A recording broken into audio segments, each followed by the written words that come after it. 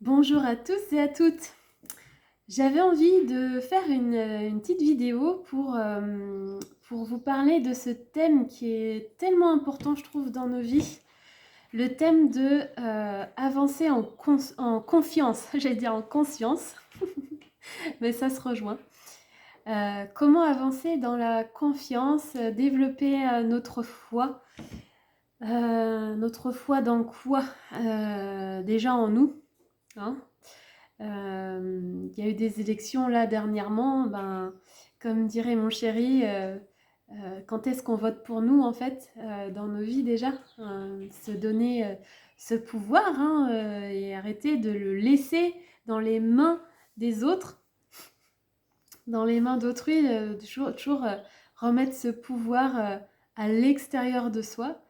Ça veut pas dire ne pas savoir chercher de l'aide quand il y a besoin ou des conseils, mais c'est se rappeler que ces aides ou ces conseils, c'est juste un bonus qui vient s'ajouter à notre guidance et on est encore les plus à même, pour la plupart, de sentir ce qui est le plus juste pour nous, ce qui nous appelle vraiment. Donc tout ça, c'est possible vraiment quand on arrive à lâcher prise. Parce que ce satané lâcher prise là qu'on nous rabâche depuis des années et tout ça, c'est quoi finalement l'essence de ce lâcher prise? C'est j'arrive à lâcher prise quand je me sens en confiance, en sécurité. À chaque fois, j'ai conscience, confiance qui veulent se mélanger. Donc quand je me sens en confiance, en sécurité pour avancer. Ça veut dire que j'arrête de vouloir tout contrôler. Les personnes qui sont dans un système où il faut tout contrôler, organiser, voilà, à la minute près, etc. En fait, ce comportement dénote un grand manque de confiance dans l'univers, dans la vie. Et donc, je suis pour le coup, tout à fait créateur de ma vie, quand j'organise, je contrôle. Mais ça oublie ça oublie la part de l'univers, la part de magie justement. S'organiser est une chose, planifier c'est une chose et on en a besoin pour se donner des objectifs, des étapes peut-être à atteindre. Mais quand on est dans l'excès de contrôle, d'organisation, en fait, euh, on, on oublie de laisser de la place à cet imprévu qui n'est pas là forcément pour gâcher vos plans, qui n'est pas là forcément pour nous mettre dans le mal, pour rater quelque chose.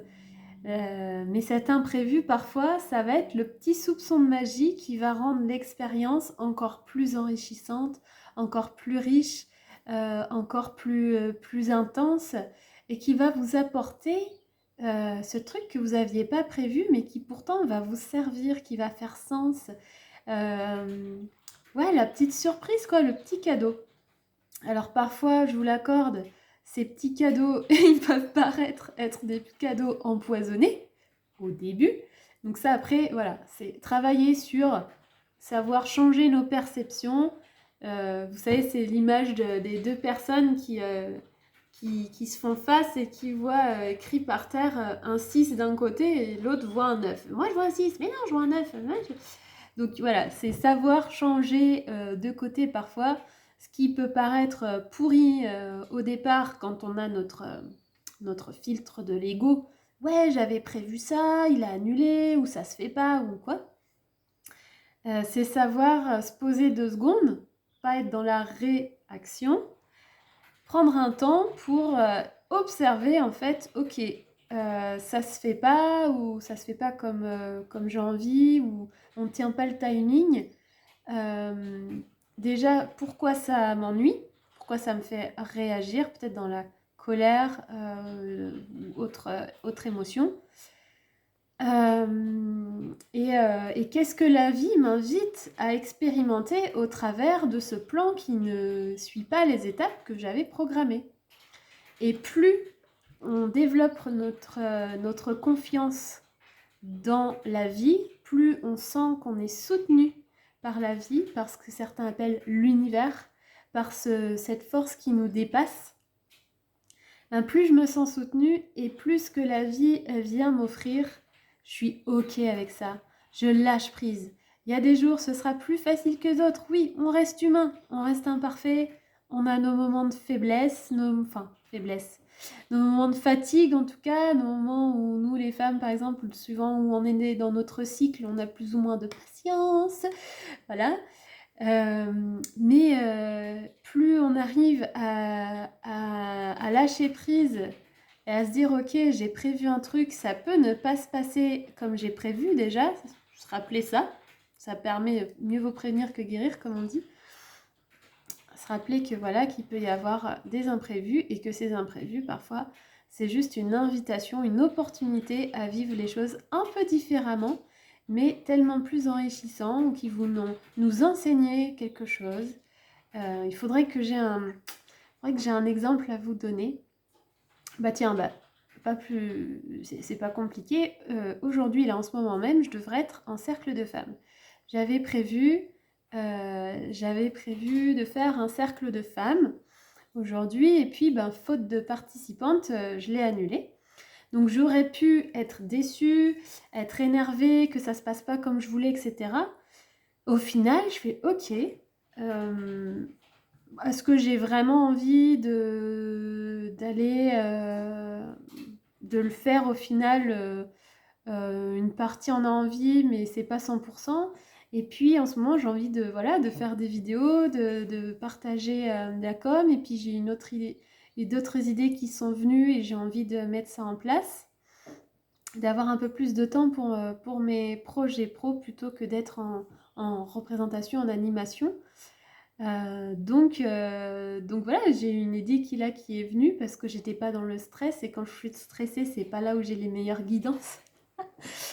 Donc voilà, j'ai pris le temps de vivre ma matinée et de faire ma petite vidéo. Un autre exemple, en octobre dernier, j'étais censée aller en initiation chamanique à Chamonix. Et je crois une semaine avant que j'y aille, donc je l'attendais avec impatience. J'avais trop hâte, ça faisait 1 an que j'attendais et tout ça. Et dernier moment, la personne qui devait m'initier me contacte et me dit j'ai un empêchement, je peux pas t'accueillir. Voilà, on se recontacte pour décaler l'initiation. Ok. Donc j'avoue, j'étais un peu déçue, il y a une part de moi qui était déçue que ça se fasse pas et en même temps je m'en doutais parce que quand on s'était contacté, elle m'avait proposé soit octobre soit mars et je m'étais dit mars ça fait quand même plus sens puisque je suis du mois de mars, que c'est le printemps avec le renouveau, la renaissance et tout ça. Et puis la lumière qui revient et tout ça, donc je fais bon ok, de toute façon voilà, la vie elle est toujours le dernier mot. J'avais un peu forcé et insisté en disant en octobre et tout ça. Et puis finalement, voilà, ça s'est fait plus tard. Mais ce temps-là que j'avais bloqué pour vivre mon initiation, qui s'est annulé, je l'ai mise à profit. Et ça a été un temps très riche pour moi, où pareil, c'est là où j'ai eu l'idée et l'envie, l'appel de commencer des cercles de femmes, des cercles de partage, et où ça a bien pris, quoi. Où j'ai pu expérimenter ces choses-là, partager avec les gens et ça fait partie des choses aujourd'hui que je peux proposer parce que j'ai pris ce temps-là. Ok, vu que j'ai du temps, autant le mettre à contribution pour me reposer, pour lire, pour faire ce que j'ai envie. Donc voilà. Voilà des petits conseils que je peux vous donner pour peut-être développer votre confiance dans la vie. Et puis l'autre chose que je voulais partager avec vous aussi, ce sont ce qu'on appelle les synchronicités, tous les signes et tout ça.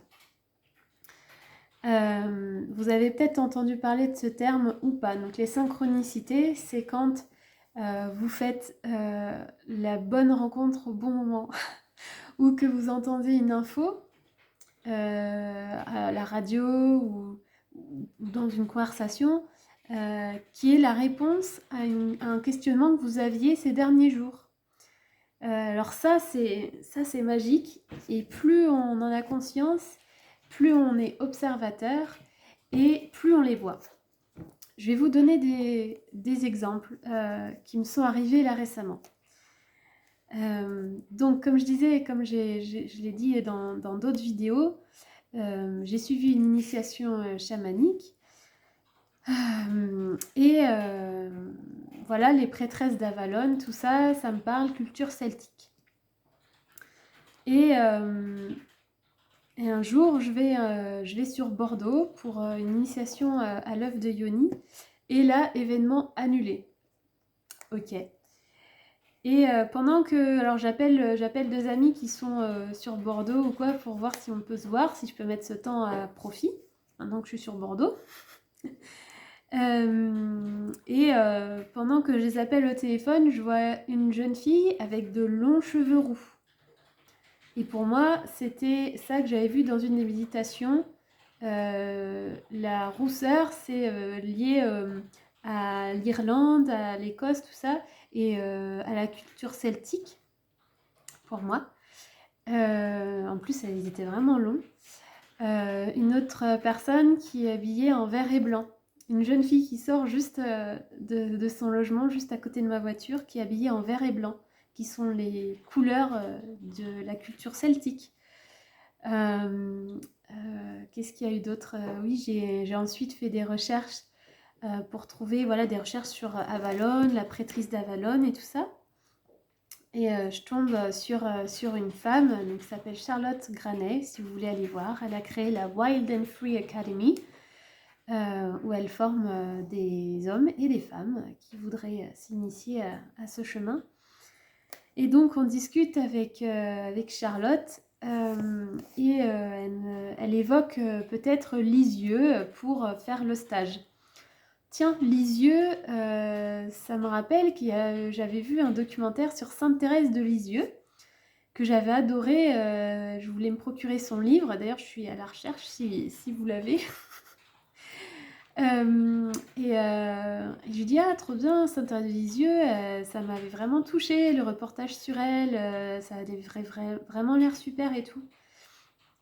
Et on échange et on raccroche. Et dans la journée, je crois, l'après-midi même, je vois sur Instagram un nouvel oracle qui s'appelle l'oracle du scarabée d'or, je crois. Et quelqu'un qui fait une vidéo et qui déroule les cartes de l'oracle, qui pioche une carte, et c'est quoi? Lisieux.